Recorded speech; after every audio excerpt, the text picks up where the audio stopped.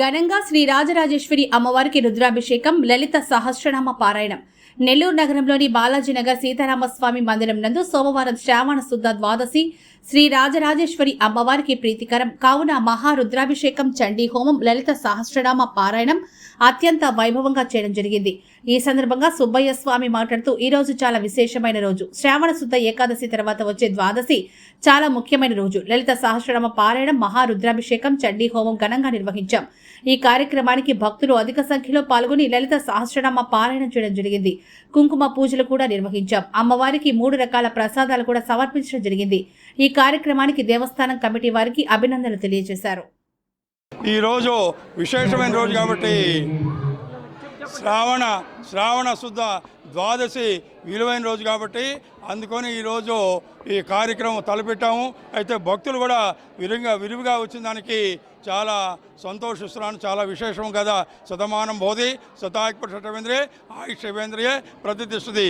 నవదుర్గలు రాజరాజేశ్వరి వచ్చి దశమాతలంటే గంగా, భవానీ, గాయత్రి, కాళీ, లక్ష్మీ, సరస్వతి, రాజరాజేశ్వరి, బాలా, శ్యామల, లలితా దిశ.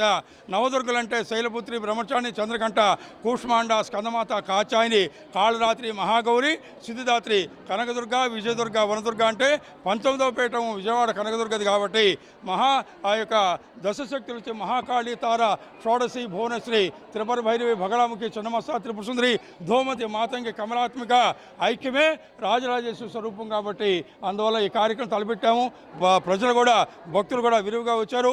తర్వాత భక్తులు వచ్చిన దానికే కాకుండా ఈ గ్రూపుల వారు కూడా అభినందిస్తూ తర్వాత వాళ్ళు కూడా ఆశీర్వచనం చేస్తున్నారు. శతమానం బోధి శతాయుషేంద్రియే ఆయుష్యేంద్రియే ప్రతిష్టతి.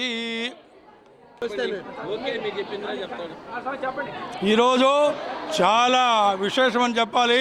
శ్రావణ శుద్ధ ఏకాదశి తర్వాత వచ్చేటటువంటి ద్వాదశి చాలా ముఖ్యమైన రోజు కాబట్టి అందుకని ఈరోజు లలితా సహస్రనామ పారాయణలు, మహారుద్రాభిషేకం, చండీ హోమం అవన్నీ కూడా అందరి చేత కూడా ఏర్పాటు చేయించి అందరి చేత కూడా లలితా సహస్రనామ పారాయణ చేయించాను.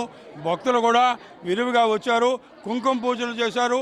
తర్వాత ప్రసాదాలు కూడా అందరూ కూడా అమ్మవారికి ఒక్కసారిగా అమ్మవారికి 3 రకాల ప్రసాదాలు, తర్వాత వడపప్పు, పానకం, పులిహోర, దద్దోజనం, సాంబార్ అన్నం ఒక్కసారిగా అమ్మవారికి మహానైవేద్యం పెట్టి చాలా విశేషంగా చేశారు. చాలా విశేషం మహానైవేద్యం పెట్టారు. తర్వాత మంత్రపుష్పాలు కూడా, తీర్థ ప్రసాదాలు కూడా ఇస్తున్నారు.